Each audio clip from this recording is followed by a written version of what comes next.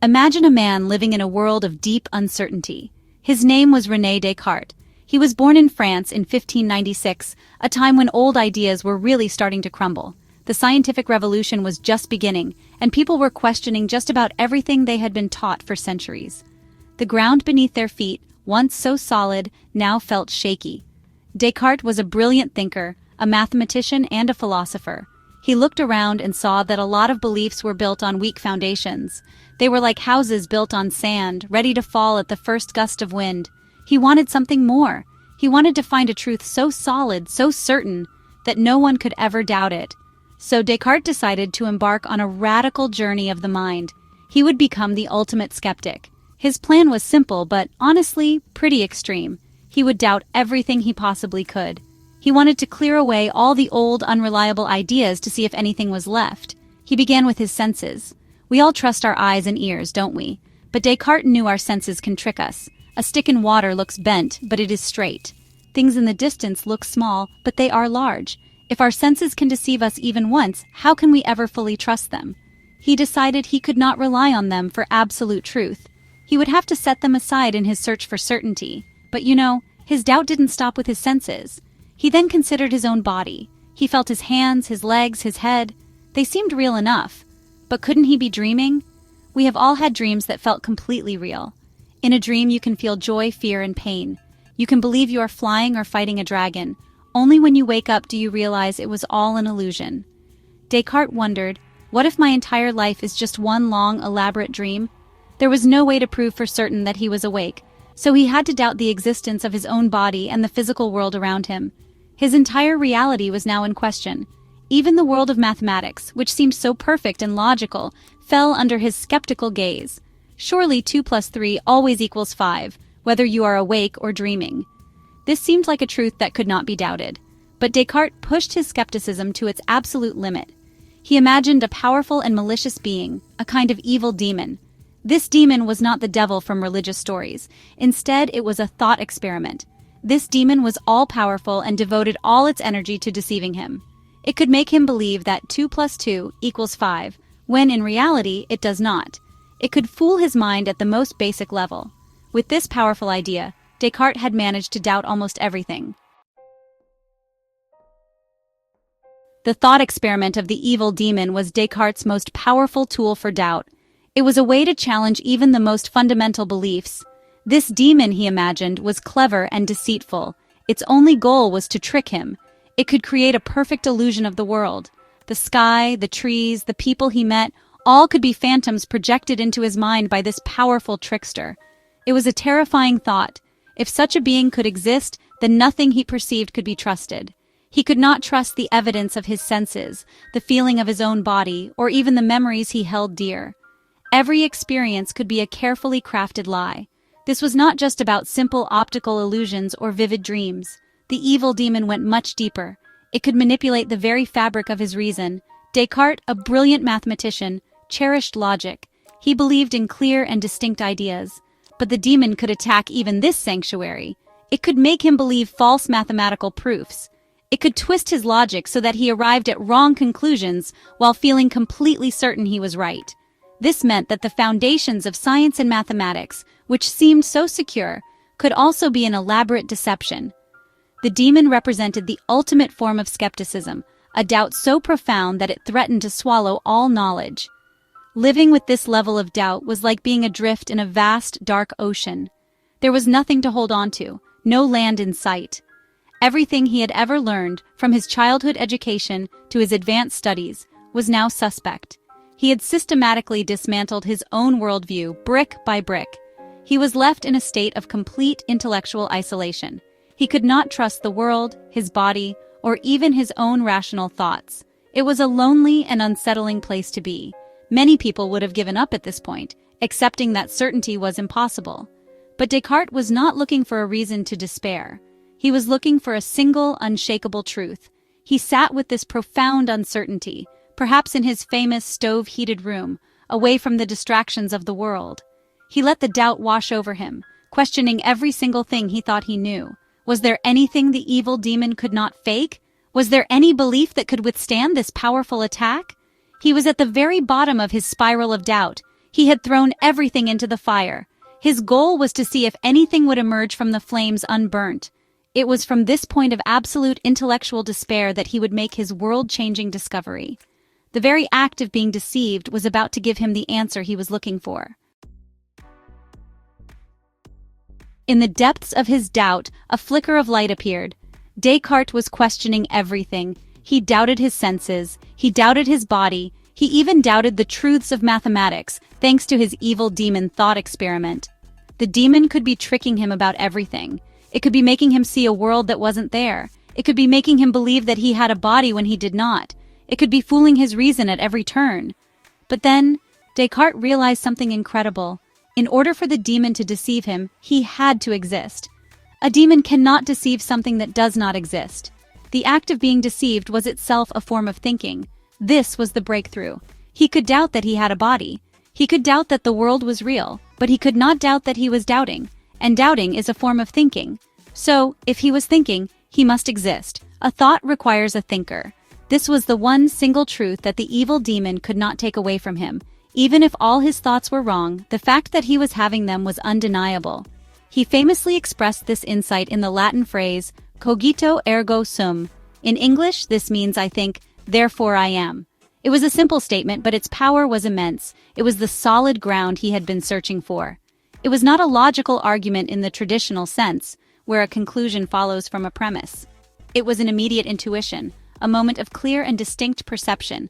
The very act of thinking about his own existence proved it. You cannot think about whether you exist unless you exist to do the thinking. Try it for yourself. Try to doubt your own existence. The very effort you make to doubt it proves that you are there, doing the doubting. This was the indestructible piece of knowledge that survived his fire of skepticism. It was the first secure point in his quest for truth, an anchor in the storm of uncertainty he had created. This discovery changed everything for Descartes. He now had a foundation upon which he could start to rebuild all of knowledge. He had found his Archimedean point, a fixed spot from which he could, he hoped, move the world. He now knew, with absolute certainty, that he existed as a thinking thing. He might not have a body, he might not live in a physical world, but he was, at his core, a mind, a consciousness. This single, powerful insight became the starting point for his entire philosophical system and would send ripples through Western thought for centuries to come. The journey out of doubt had begun.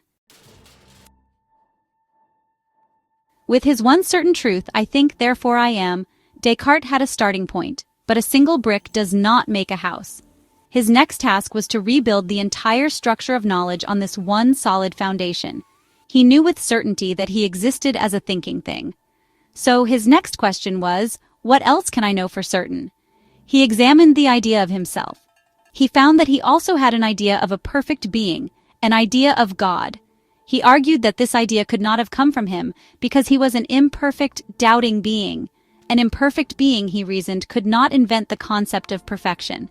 This led Descartes to his controversial proof for the existence of God. He argued that the idea of a perfect being must have been placed in his mind by that perfect being itself. Therefore, God must exist. And because God is perfect, God would not be a deceiver. A perfect being would be good, and would not allow an evil demon to trick him about everything. With a non-deceiving God now part of his system, Descartes could begin to trust his clear and distinct ideas again.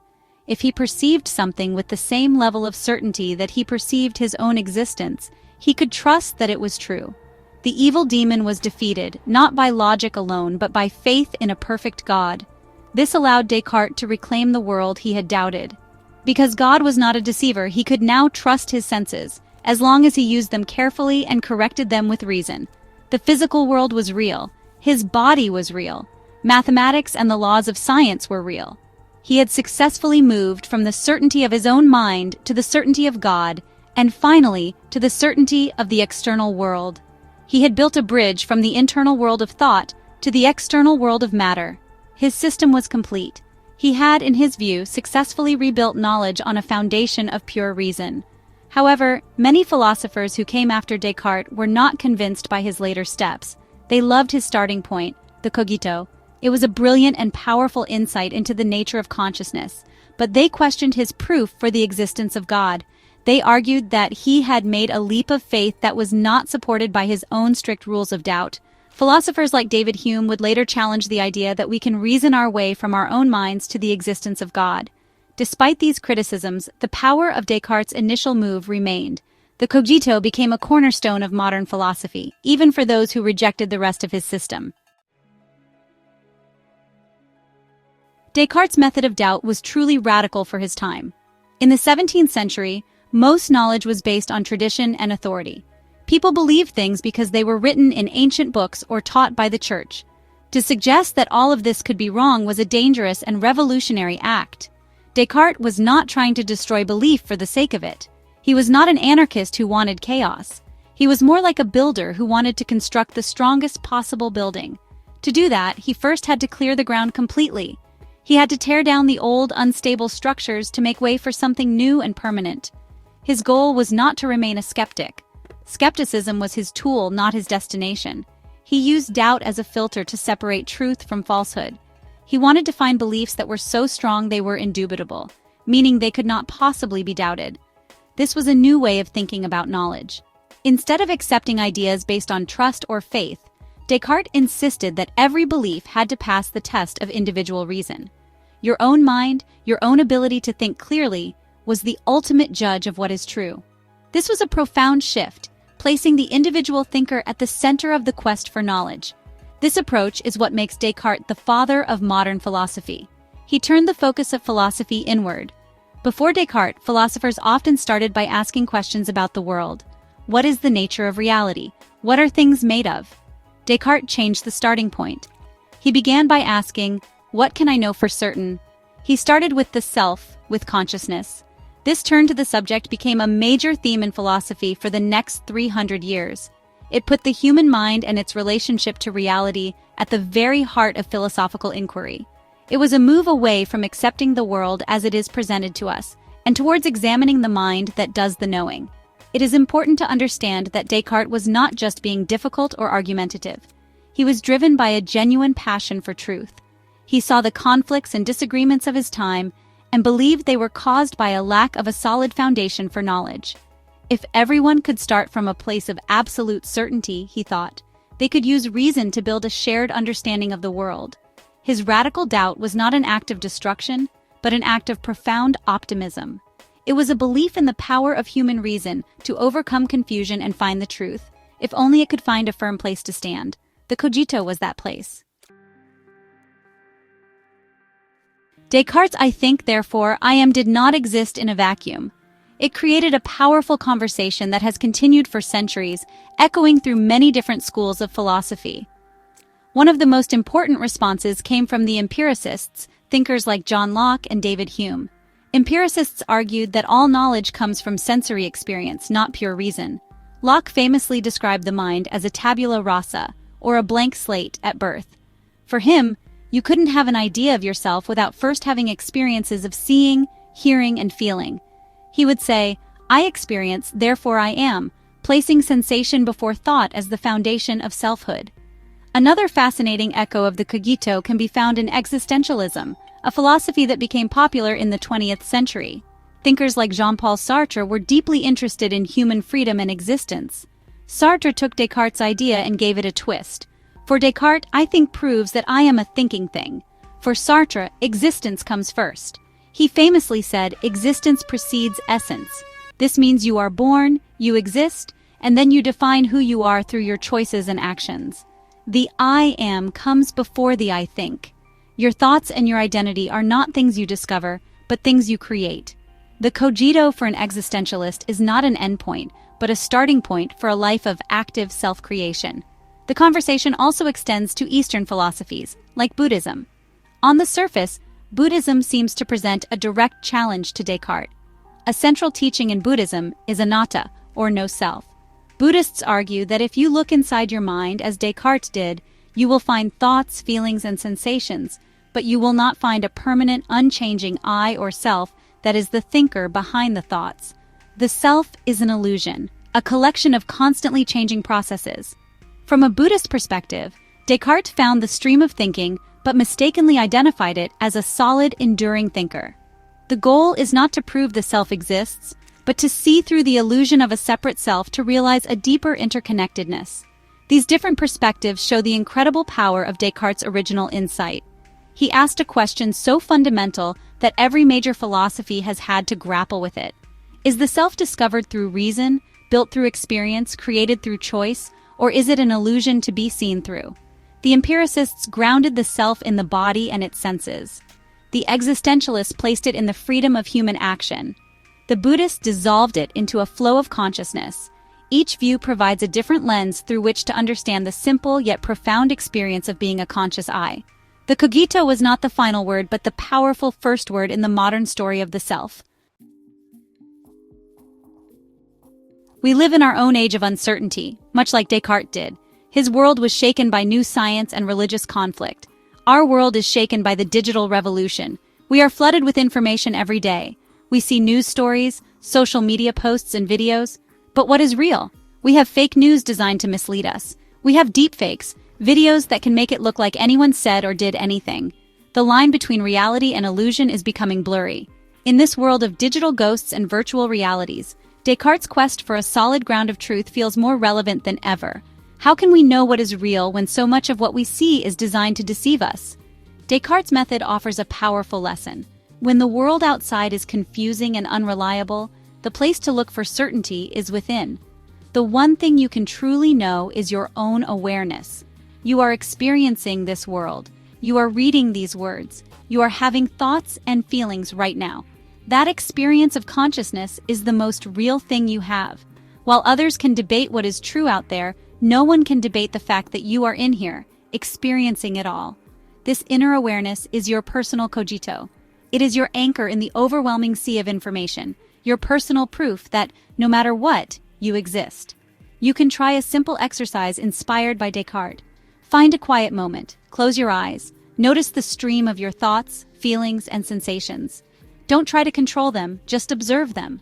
Notice the doubt, the worry, the happiness, the boredom. Notice the sounds you hear and the feelings in your body.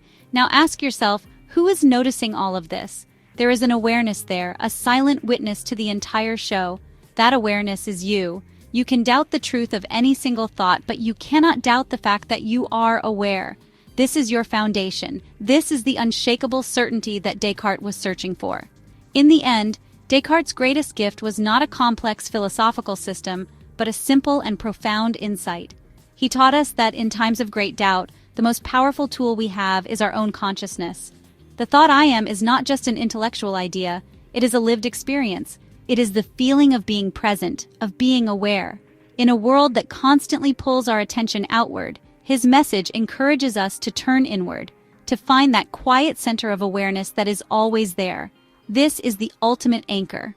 It is the knowledge that no matter how confusing the world gets, you have a place of certainty within yourself. You think, you are aware, therefore you are.